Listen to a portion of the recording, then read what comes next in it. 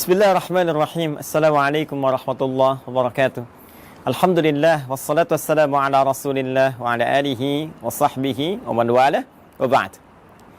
Saudara-saudariku dimanapun Anda berada, saya Adi Hidayat izinkan menyapa dan mendoakan kita semua. Semoga Allah senantiasa menyayangi, melindungi dan merahmati kita tanpa kecuali.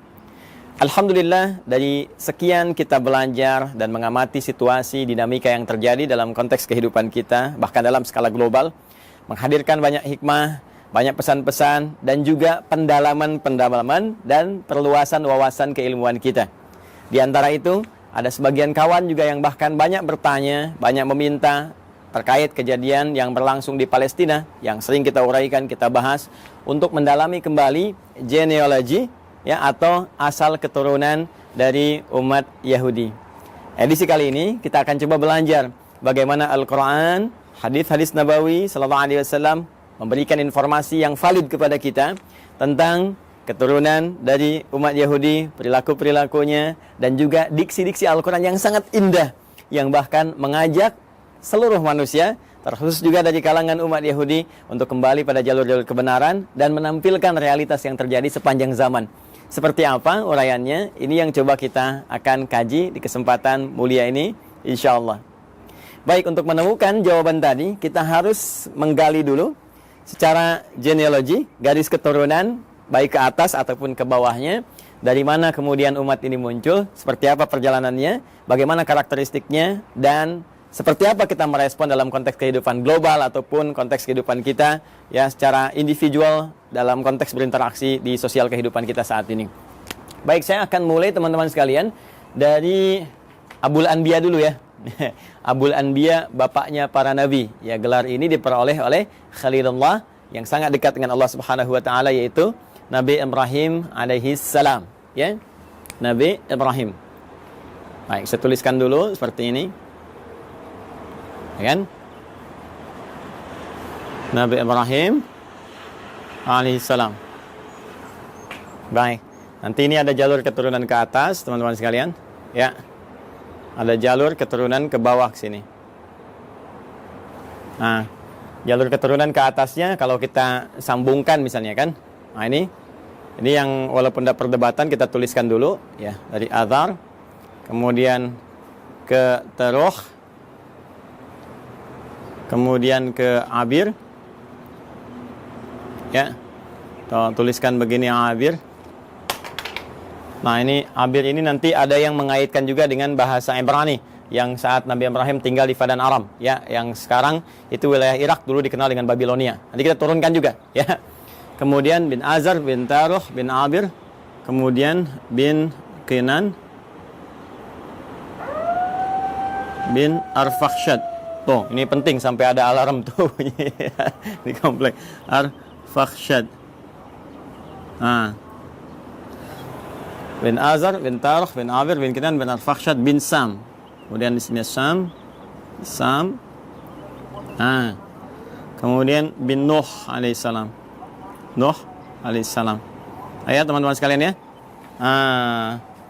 Jadi ini Nabi Ibrahim alaihissalam, ya, keturunan tentunya nanti akan ketemu dengan Nabi Nuh, dan Nabi Nuh pun akan tersambung kepada Nabi Adam alaihissalam. Tapi kalau kita bahas ke atas terlalu jauh nantinya ya. Jadi kita cukupkan sini dulu. Jadi Ibrahim alaihissalam bin Azar, bin Taruh, bin Abir, bin Kenan, bin Arfakhshad, bin Sam, bin Nuh alaihissalam. Ya.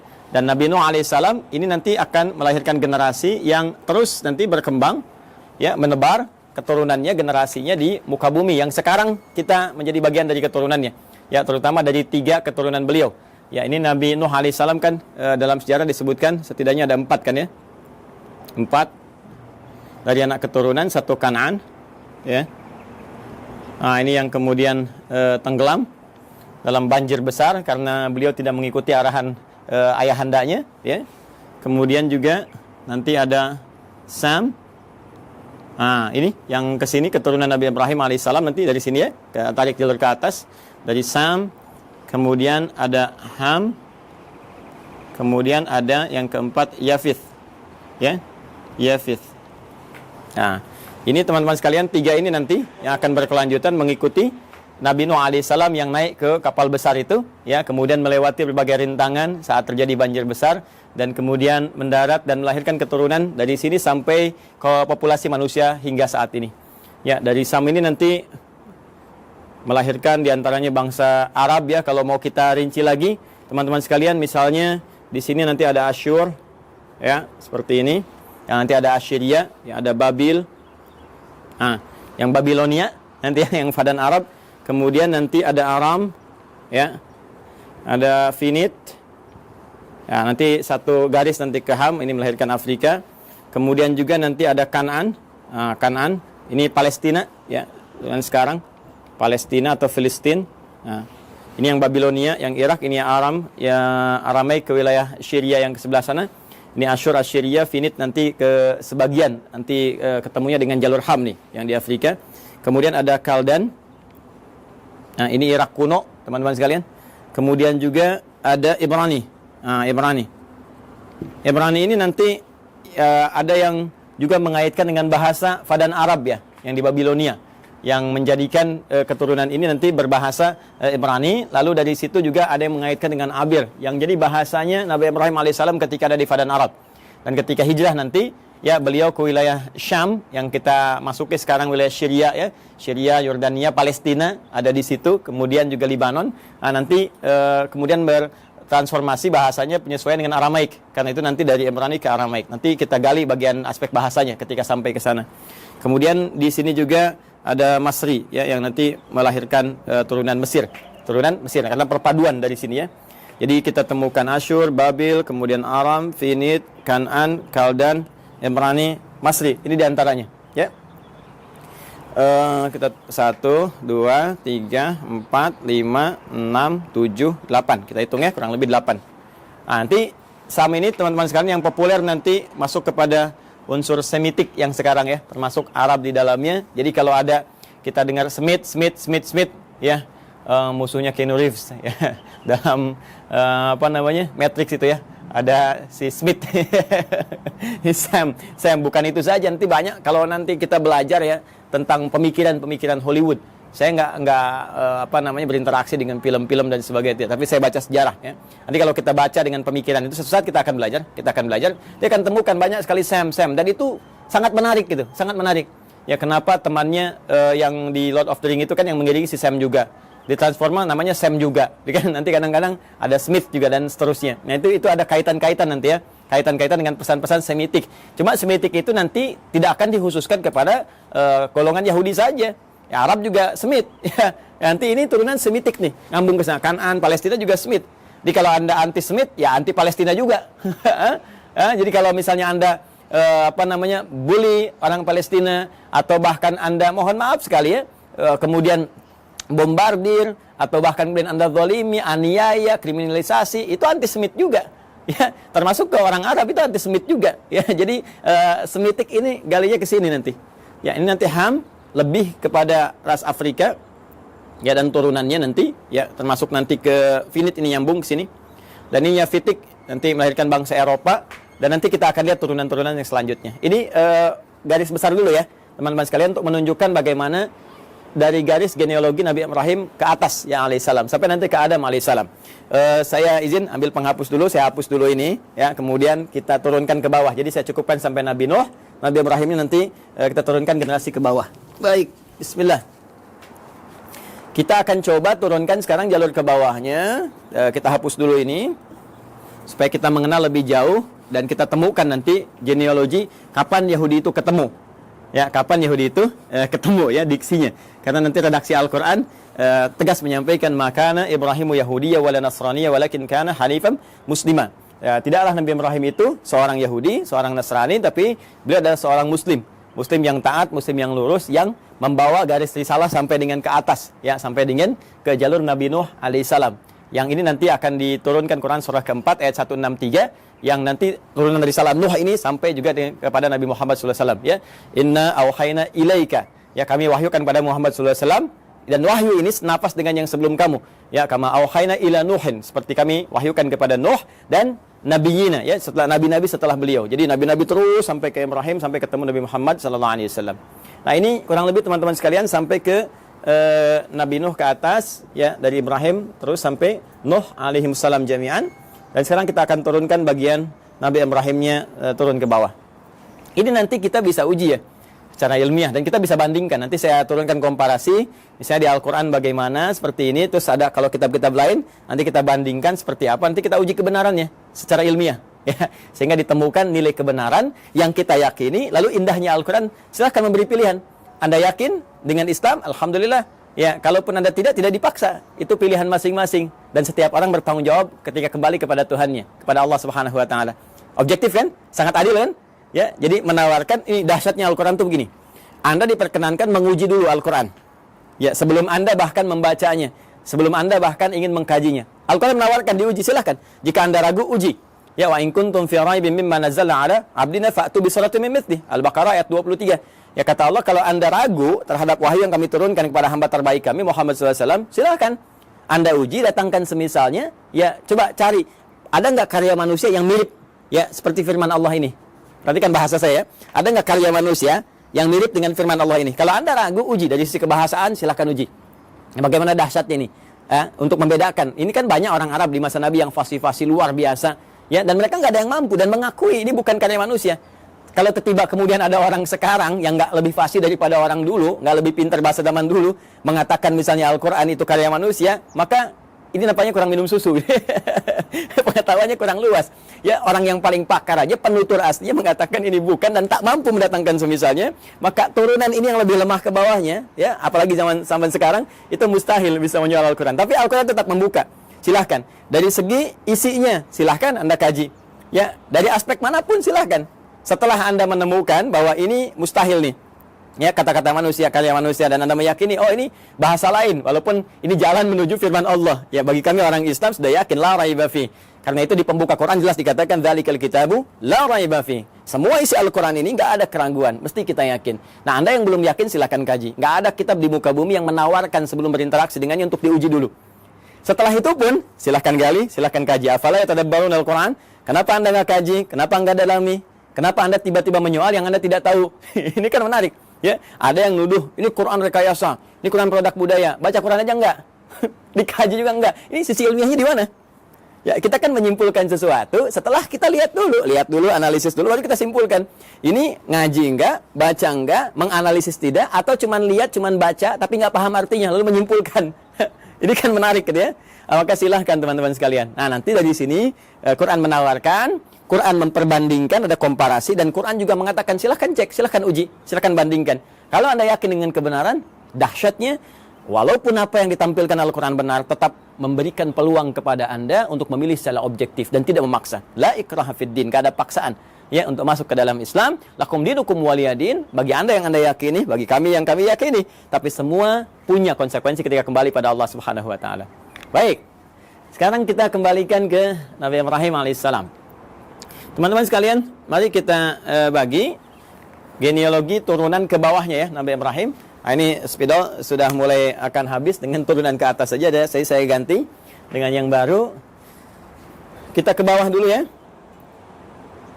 Nah, seperti ini saya turunkan satu. Kemudian di sini saya turunkan dua karena keterbatasan papan tulis. Ustadz, kenapa enggak yang lebih besar aja papan tulisnya supaya banyak? Begini Nona, begini Tuan, begini Joni, Cepi, dan kawan-kawan sekalian. Ini akses naik ke rooftop di Quantum Ahyar Institute. Pintunya hanya cukup untuk yang ini. Insya Allah nanti kita sesuaikan. Mungkin dari bawah kita tarik ke atas agak panjang. Ya, bismillah teman-teman. Ini 3, ini 4. Saya cukup-cukupin ya. Ya, kita ambil dulu Quran surah ke-3 Ali Imran di ayat 33.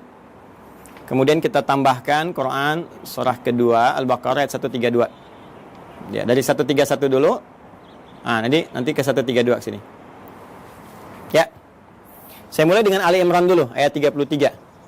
Ya, mari kita fokus lihat sinak di paling kiri di mushaf standar ya, sebelah kiri, agak ke atas sedikit.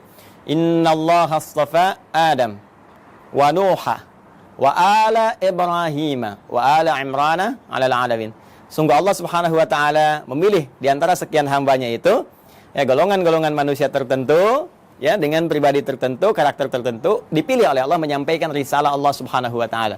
Ya, di antara mereka adalah ya manusia pertama Adam alaihissalam sebagai penata pondasi awal kehidupan manusia di muka bumi. Innallaha astafa Adam wa Nuha. Nah, ini kemudian rasul pertama. Kalau Adam tadi nabi pertama, kemudian Nuh alaihissalam rasul pertama. Yang ini saya turunkan ini, ya.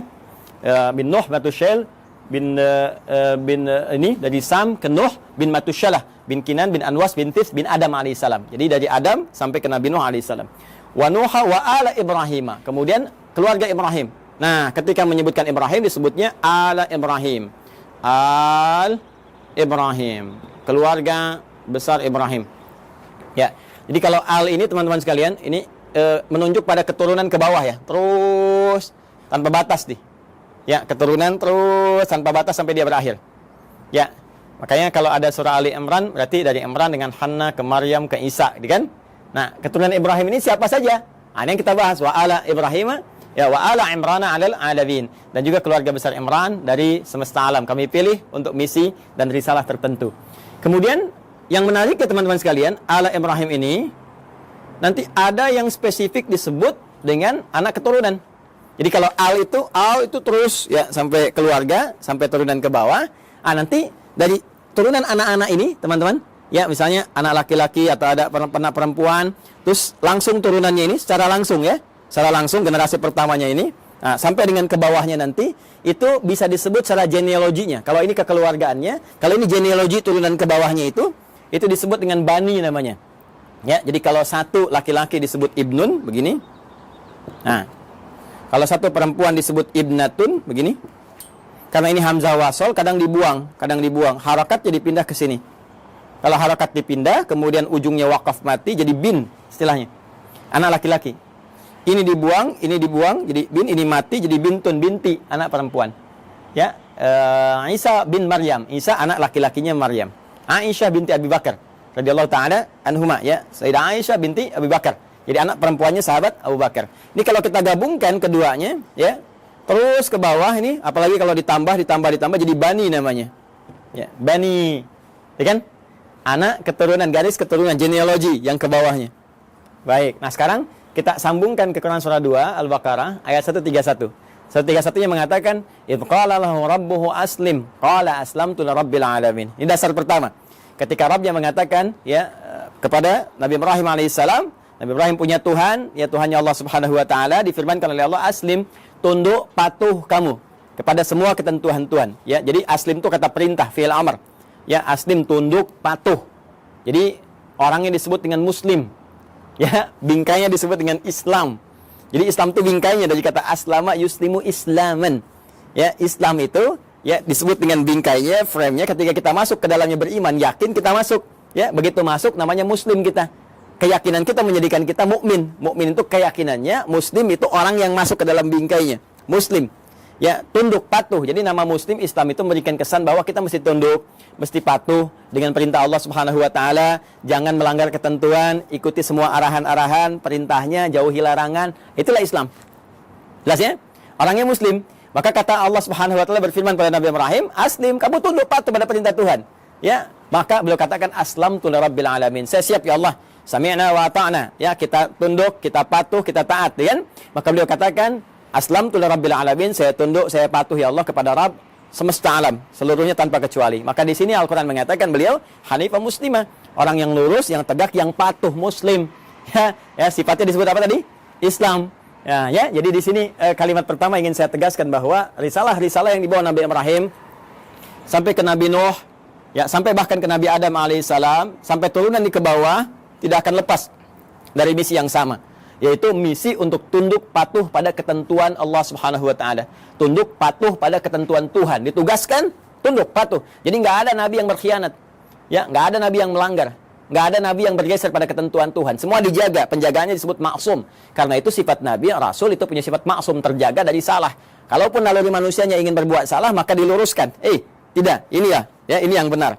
Ya, walaupun bergeser dari nilai-nilai risalah ke kemanusiaan, nanti akan ditarik kembali. Ini manusia. Ya, sedangkan kamu punya visi kerasulan.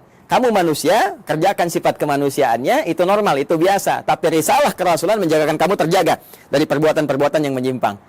Maka disinilah kemudian kepatuhan, ketundukan itu dibangun. Karena itu, kepatuhan, ketundukan dalam bahasa Arab itu disebut dengan Islam namanya. Orangnya muslim. Karena itu semua risalah bahkan dari Nabi terakhir Nabi Muhammad SAW sampai ke atas, risalahnya risalah Islam. Risalah yang menjadikan mereka tunduk, patuh kepada Allah dan tidak menyimpang, tidak merubah apapun. Ini penting kalimat terakhir ini saya katakan, tidak menyimpang, tidak merubah apapun, termasuk merubah firman-firman Allah, ketentuan Allah, ya, hanya sebatas urusan-urusan dunia. Tidak, jauh daripada itu. Jelas ya? Nah, kemudian amanat ini disampaikan kepada generasinya. Nah, ini dia nih. 132. Wa wassa biha Ibrahimu banihi. Dan mulai muncul. Wassa biha Ibrahimu banihi wa Yaqub. Muncul Yaqub. Ya baniya innallaha astafa lakumuddin fala tamutunna illa wa antum muslimun. Ya, maka Ibrahim mewasiatkan kepada generasinya termasuk nanti Yaqub. Kita lihat nanti Yaqub itu siapa. Baik, Ibrahim mewasiatkan kepada generasinya. Nah, ini genealogi ke bawahnya. Diwasiatkan ke bawahnya. Ya, sungguh Allah telah menetapkan bagi kalian satu tuntunan yang benar, pedoman yang benar yang harus dipatuhi. Ya, pedoman tuntunan frame tadi itu din, ya. Din kita kan namanya Islam tadi, ya, frame-nya kan Islam kan. Makanya di Quran surah ketiga, Quran surah 3 ayat 19 itu kata din disandingkan dengan Islam. Din disandingkan dengan al-Islam. Ya. Innad dina 'indallahil Islam. Innad dina 'indallahil Islam. Tadi frame-nya disebut Islam, kalau kita masuk frame ya ke dalamnya karena yakin patuh, tunduk, ya, yakin tanpa ragu disebut iman, orang yang mukmin atau amanah atau amanu. Jadi begitu kita masuk disebut ya ayyuhalladzina amanu. Frame-nya disebut Islam. Kalau sudah masuk mesti tunduk, patuh untuk mengerjakan semua ketentuan. Makanya nanti semua ketentuannya disebut silmi namanya. Quran surah kedua ayat 208. Ya ayyuhalladzina amanu, ay orang yang telah yakin ya tanpa ragu, udkhulu fis silmi. Maka tunaikan semua ketentuan-ketentuan dalam frame ad-din ini. Apa frame-nya? Islam. Artinya harus tunduk, harus patuh.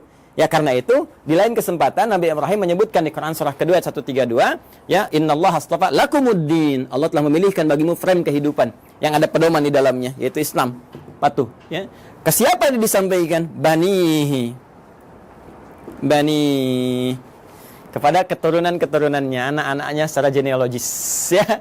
Nah, ini dia yang secara genetik kita akan turunkan. Siapa anak-anak ini? Bahkan di ayat ini diberikan kisi-kisi, salah satunya ada Yaqub.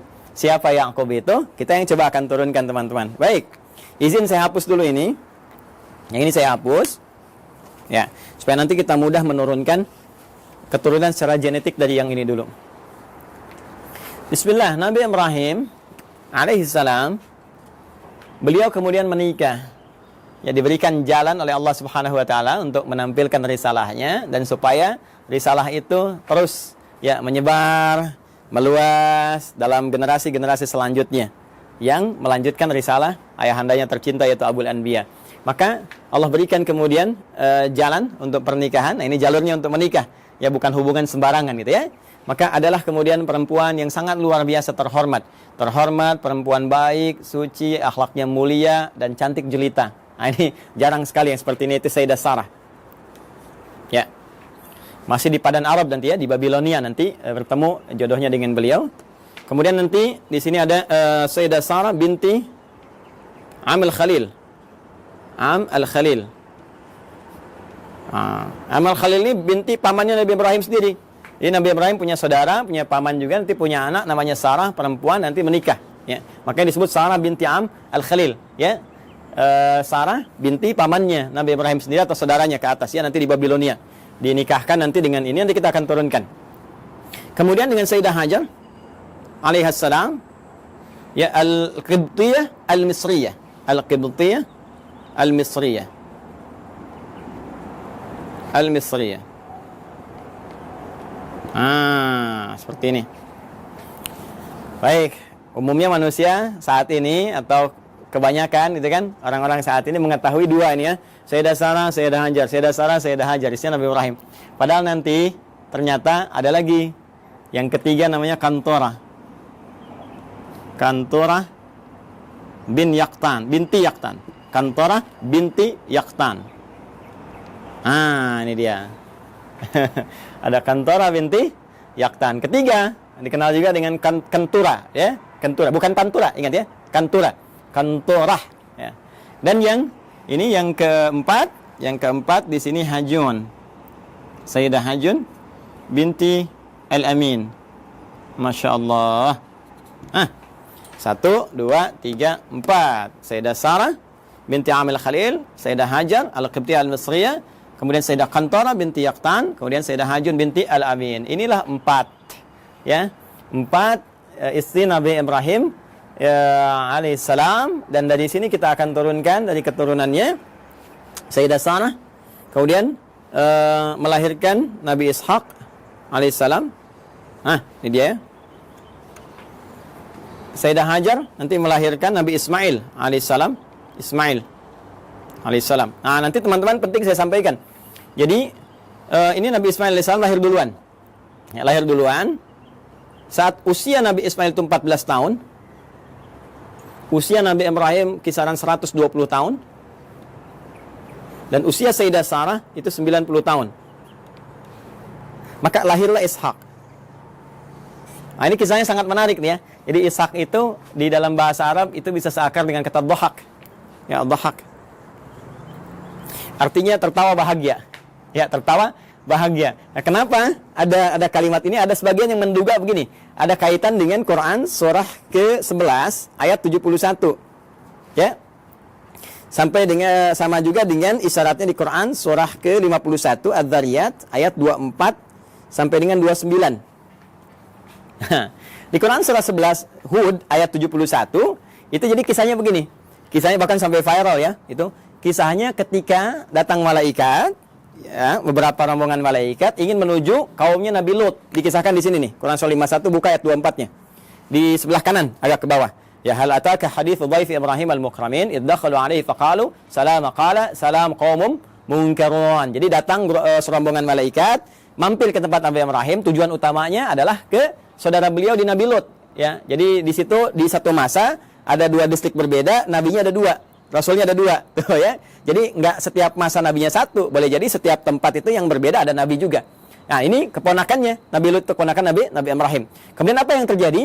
Ketika akan datang yang menghukum umatnya Nabi Lut yang memang minta diadab, ini keterlaluannya, minta diadab, ya, maka malaikat mampir dulu ke tempatnya Nabi Ibrahim. Ketika itulah mengabarkan bahwa Sayyidah Sarah ini yang sudah usia 90 tahun itu akan punya keturunan, akan punya anak, akan mengandung. Maka di sini kemudian beliau disebutkan sambil menepuk wajahnya, fasaqat wajhaha wa qalat ajuzun aqim. Beliau mengatakan, apa yang seperti ini masih mungkin bisa punya keturunan? Itu sambil berdiri. Berdiri itu bahasa Arabnya qaimun, qaim. Kalau perempuan tambah tak di ujungnya, qaimatun. Ya, jadi sambil berdiri menepuk begini sambil tertawa. Ya. Ini yang seperti ini apa masih mungkin punya keturunan? Jadi ketawa gembira, tertawa tapi nepuk-nepuk, ya, seakan takjub dengan keadaannya. Maka di Quran surah ke-11 ayat 71 disebutkan, wa imra'atuhu qa'imatun fadhahikat fabasyarnaha bi Ishaq. Ya, Masya Allah. Wa imra'atuhu, sedangkan istrinya Nabi Ibrahim alaihissalam yaitu Sayyidah Sarah qa'imatun, langsung berdiri mendengar kabar itu. Ya, ketika malaikat mengatakan di surah ke-51 ini, ya, kemudian mengatakan fabasyyaruhu bi ghulamin alim, dia akan dapat anugerah seorang anak yang sangat cerdas, gulamun alim. Kalau Ismail gulamun halim, kalau ini gulamun alim. Ya, halim itu cerdas dan perasa. Ya, tapi gulamun alim cerdas.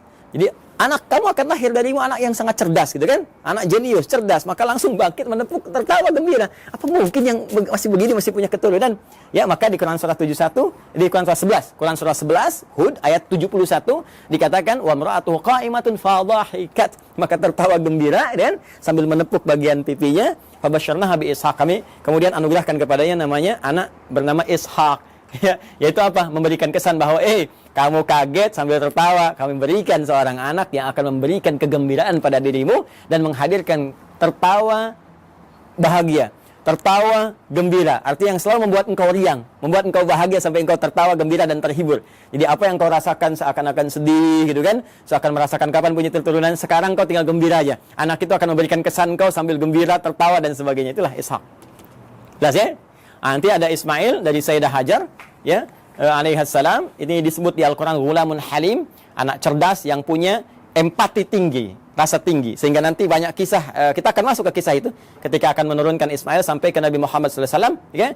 Itu bagaimana bapaknya akan membawa tugas yang tidak mudah meninggikan bangunan Ka'bah yang hancur atasnya di masa Nabi Nuh itu. Tiba-tiba nanti Ismail datang membawa batu, merasakan bagaimana beban kerja ayahnya, pengen bantuin. Ya, sehingga ketika Nabi Ibrahim mulai bekerja, tapaknya disebut makam Ibrahim. Nabi Ismail membawa batu disusun-susun, susunannya disebut dengan Hijr Ismail. Sampai sekarang sudah ada di area Ka'bah. Nanti puncaknya saat peristiwa kurban itu. Nanti ya, supaya nggak terlalu panjang, kita berhenti dulu di sisi genetik dulu ya, sampai sini. Nah, dari Kantorah, Sayyidah Kantorah, ini juga nanti menurunkan ada keturunan-keturunan. Ya, diantaranya nanti satu, Madian. Nah, nanti teman-teman pernah dengar Nabi Musa alaihissalam ketika dikejar-kejar ya, prajurit Fir'aun, ya, dalam peristiwa itu kan pergi ke Madian dulu kan. Nah, ini nanti ada keturunan dari Sayyidah Kantorah. Kemudian ada Madian, ada Zamran. Ya. Kemudian yang ketiga ada Suraj. Nah, kemudian juga kita temukan ada Yukshan. Nah, atau Yakshan, boleh dibaca Yakshan, Yukshan. Kemudian juga yang kelima ada Nasak atau Naksan. Ya, Nasak ya, atau ada yang menyebutkan Nakshan, ada yang menyebutkan Nasak ya. Yang keenam sebetulnya ada 6 anak, cuma yang 6 tidak diketahui, tidak disebutkan. Jadi di Madian, Zamran, Suraj, Yukshan, Nasak, dan yang keenam ini tidak disebutkan ya. Referensi ini, teman-teman, referensi yang ini ditemukan di kitabnya. Namanya kita kasih ya sumbernya, supaya nggak dikira ini ngarang-ngarang gitu kan. Tak-atik nih. Nama kitabnya At-Ta'rif wal A'lam. Karya siapa? Syekh Abul Qasim As-Suhaili. Nah, ini bukan hanya saya yang pertama menyampaikan, bahkan dikutip pertama kali nanti yang di dalam satu kitab yang populer, nama kitabnya Al-Bidayah. Al-Bidayah wan Nihayah. Karya Al-Imam Ibnu Katsir. Kalau sama dengan cetakan yang kami jadikan referensi itu ada di jilid 1 halaman 407. Ya. Ini nanti disebutkan yang 5, cuma yang 6 nggak disebutkan. Ya, jadi ini ada Madian, Zamran, Suraj, Yaksan, kemudian Nasak, teman yang ke-6-nya tidak disebutkan. Ya, kalau ada perbedaan sedikit tipis ya, kayak ini misalnya Nasak ada disebutkan Naksan, ini Yakshan, ada yang Yukshan, itu bacaan-bacaan di ahli bahasa atau ahli terjemah saja.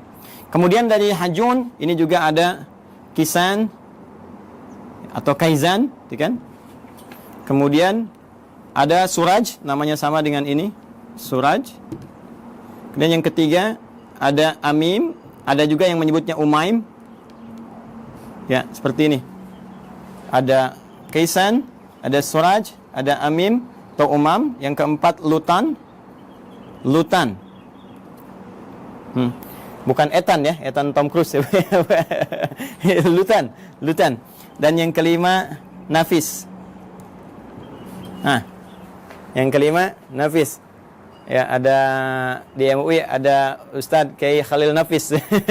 Jadi nanti nasabnya ke Nabi Ibrahim dari Sayyidah Hajun binti Al-Amin. Nah, ini ya keturunan Nabi Ibrahim alaihissalam. Jadi dari sini 1, Sayyidah Sarah melahirkan Ishak, Sayyidah Hajar melahirkan Ismail, 2 kan? Kemudian dari Kantorah itu ada 6, 1 tidak diketahui, nanti 2 tambah 6, 8.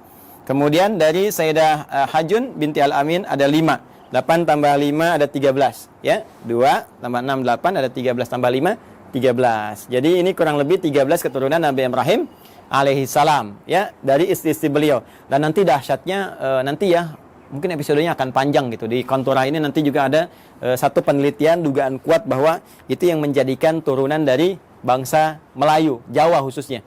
Ya, disebutnya bangsa Jawi gitu kan. Jawi itu dulu ya mencakup Melayu semua, karena waktu ke Arab itu dikenalnya dengan Jawi, bangsa Jawi. Jadi Jawi itu bukan cuma Jawa. Yang dalam konteks ini di kita di Indonesia ada Jawa Barat, Jawa Tengah, Jawa Timur. Tapi Jawi itu nanti luas termasuk Melayu dan sebagainya. Nanti suatu saat kita akan belajar ke sana. Insya Allah. Ini teman-teman sekalian, kurang lebih ya. Ini referensinya, ini gambarannya. Nah, Yahudinya kan belum ketemu. Ya, sekali lagi, Yahudinya belum ketemu, maka kita harus turunkan minimal sampai tadi Yakub tadi, karena kan tadi saya katakan di Al-Baqarah 132 kan, waswabiha Ibrahimu banihi wa Yakub. Yakub siapa? Yakub. Karena ini urutannya di sini 1 2 3 4, kita turunkan ini dulu. Ya. Ini saya hapus dulu yang ini ya. Sudah dicatat ya? Kalau nanti teman-teman belum sampai catatannya, nanti lihat di rekaman ya, di review, diturunkan kembali. Nabi Ishak alaihissalam kemudian menikah, tumbuh dewasa tentunya, menikah dengan seorang perempuan mulia, jelita, ya, akhlak bagus dan sebagainya, namanya Rafkah. Rafkah binti Batuil. Ini dia. Rafkah binti Batuil. Gini ya, teman-teman sekalian. Dari pernikahan ini, ya, Nabi Ishaq alaihissalam menikah dengan Sayyidah Rafkah binti Batuil, melahirkan 2 anak kembar. Nah, ini yang gak banyak orang tahu. Ya, siapa 2 anak kembar ini?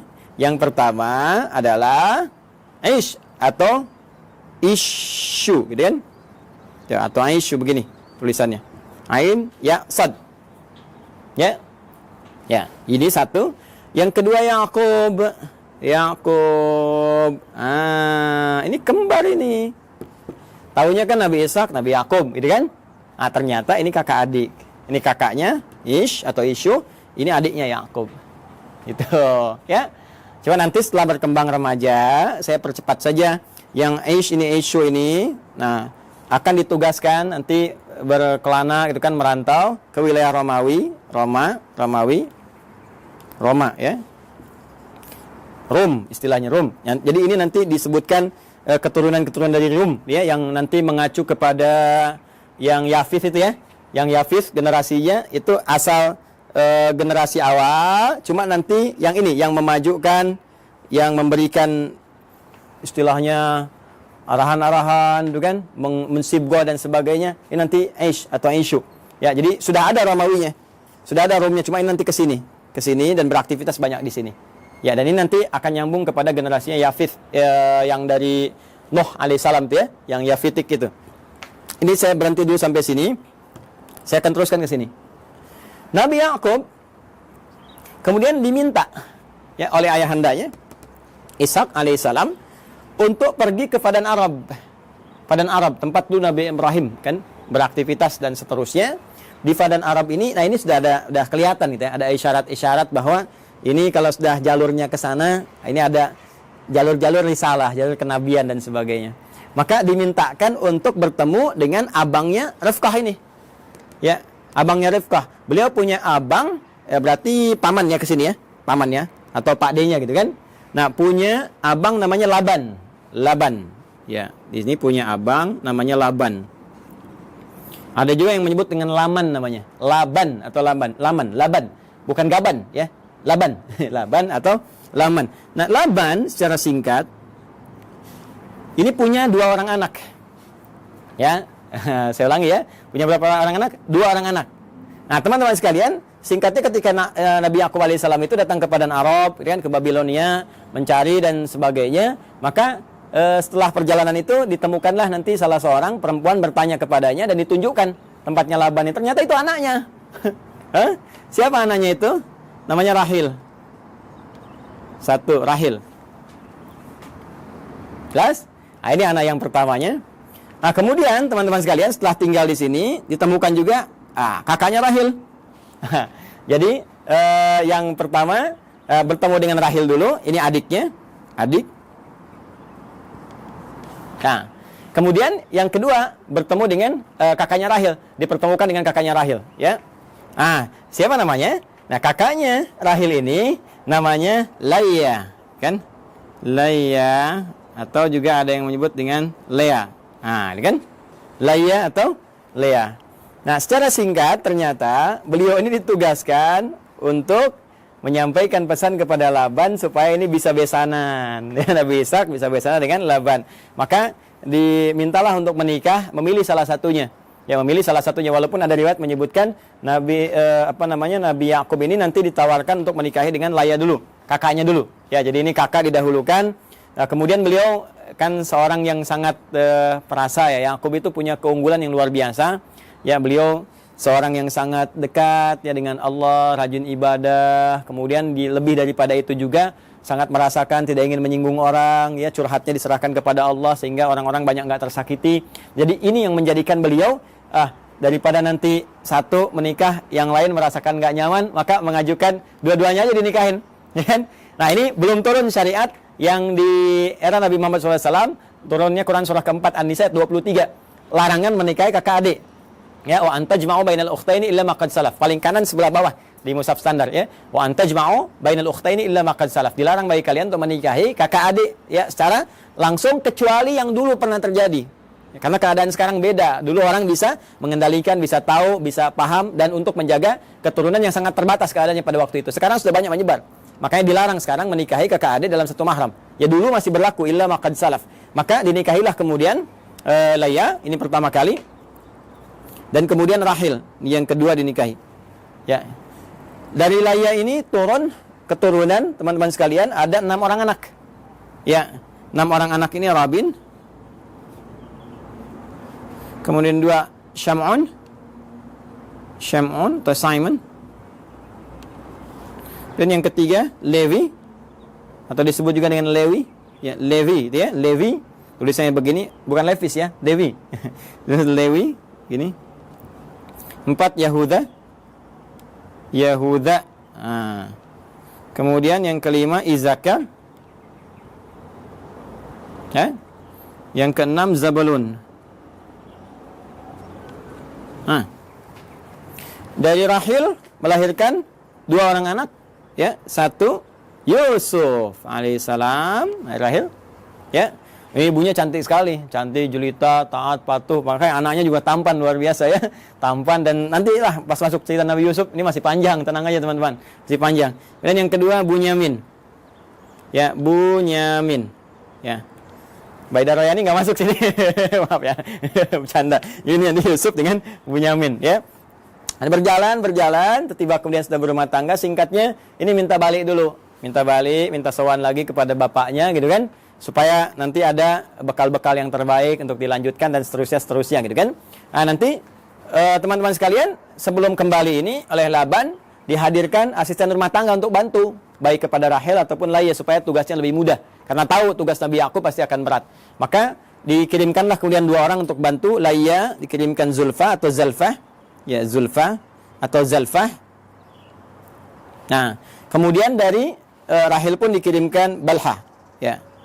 Balha untuk membantu. Nah, Nabi Yakub melihat, ini akan di rumah nih, banyak interaksi, ya. Daripada nanti aneh-aneh, lebih baik jadi mahram sekalian supaya membantu ada dalam lingkup keluarga. Makanya dinikahilah kemudian ini juga sehingga 4 genap 4 istri Nabi Yakub alaihissalam. Ya, nanti dari sini ada 2 anak lagi, ya, dari Zulfa dan dari Balha 2 anak lagi. Ini papan tulisnya nggak cukup nih kalau saya tuliskan. Ada Dan, ada Jad dan yang lainnya. Jadi dari sini saya sebutkan 2. Teman-teman sekalian, ada 2. Ini pun 2. Ya. Jadi dari sebelumnya 6 dari Laya, tambah 2 dari Rahil, 6 tambah 2, 8, tambah 2 dari Zulfa, 10, tambah 2 dari Balha, 12. Inilah dari 12 keturunan Nabi Yakub alaihissalam. Ini keturunannya ada berapa? Ada 12. Yakub ini masih mengalami tentunya masanya bapaknya Ishak dan ada yang menduga juga masih bertemu dengan Nabi Ibrahim. Jadi Nabi Ibrahim punya anak, nanti Nabi Ishak punya cucu Nabi Yakub. Tapi keturunan ke sini belum tentu jumpa. Ya, di yang cicitnya lagi sampai ke Yakub masih ada. Maka Yakub meneruskan wasiat bapaknya Ishak, Ishak meneruskan wasiat bapaknya Ibrahim. Makanya seringkali ditemukan kalimat ya Ismaila wa Ishaqa wa Yaquba gitu kan. Wal asbat ini 12 ke sini. Jadi Yakub meneruskan ke sini. Ya, nah ini teman-teman sekalian gambaran ini. Nah, Nabi Yakub ini seperti saya katakan tadi, Nabi yang sangat baik, taat, patuh, gitu kan? Ciri-ciri hamba lah. Hamba dalam bahasa Arab disebut abdun. Dalam bahasa Ibrani pada saat itu disebut dengan Isra. Ya, hamba siapa ya? Hamba Allah. Jadi kan puncak pujian Allah kepada ya ciptaannya, makhluknya, manusia itu sifatnya bukan disebut Nabi Rasul. Nabi Rasul itu menunjuk pada tugas dan berita besar yang dibawa. Puncak pujiannya justru terletak pada kalimat hamba, abdun. Makanya Rasulullah SAW ketika diisrakan itu disebutnya dengan kata abdun, subhanalladzi asra bi'abdihi, kan? Maka ini pun dipuji dengan sifat penghambaannya itu Isra, hamba Allah yang taat. Allah dalam bahasa Ibrani pada saat itu disebut dengan Il. Ya, maka disebut dengan Israel. Asalnya kata Israel ini menunjuk kepada Yakub alaihissalam. Mana Nabi Yakub nih ya? Nah, di sini. Nih. Asalnya menunjuk kepada Nabi Yakub alaihissalam yaitu Israel. Ya, Il ini sudah kita temukan juga di Jibril, Mikail, Israfil, Israel, ya, malaikatnya Allah Subhanahu wa taala. Israel hamba, ya, Il Allah yang taat, yang saleh. Anak-anak tadi yang ini, teman-teman masih ingat kan istilahnya? Ya kan? Kalau dikumpulkan semuanya menjadi bani kan istilahnya? Maka muncullah istilah Bani Israel. Bani Israel. Jadi asalnya konotasi Bani Israel itu positif. Anak-anaknya keturunan Nabi Yakub yang saleh, yang baik. Nabi Yakubnya yang saleh, yang baik. Nah itu disebutkan Bani Israel supaya memberikan kesan untuk ikuti bapakmu. Jangan menyimpang, jangan jauh-jauh. Makanya di Quran nanti banyak diksi menunjukkan ya Bani Israel, ya Bani Israel. Disadarkan lagi, hai Bani Israel, kamu ini kan punya kelebihan, bapakmu itu baik, bapakmu saleh. Jangan berbuat seperti ini. Itu menodai cita keluarga, ya, menyakiti bapakmu dan memberikan kesan yang tidak bagus itu dalam keluarga, dalam keturunan. Maka perbaiki, ajak balik. Bahkan nanti diajak untuk kembali lagi. Ketika menyimpang, ajak balik. Sifatnya disebutkan, kata kerjanya disebutkan. Nah, apa sifatnya itu? Apa kata kerjanya? Dan dari mana kemudian muncul generasi Yahudi? Ya kan? Ada yang mengatakan nih paham keagamaan, ada yang mengatakan turunan dari 12 anak yang ini muncul. Siapa 12 anak ini yang melahirkan Yahudi? Apakah itu paham, benarkah paham keagamaan atau keyakinan? Atau doktrin tertentu? Ya, sampai kagetnya sampai tukang-tukang juga lewat ngasih intro. Kalau Anda mendengar, kita akan lanjutkan dan sambungkan di kesempatan yang lain insyaallah. Edisi yang perdana tentang genealogi Yahudi dalam Al-Quran, hadis-hadis Nabi, dan fakta sejarah yang kita gali. Adi Hidayat, semoga bermanfaat. Assalamualaikum warahmatullahi wabarakatuh.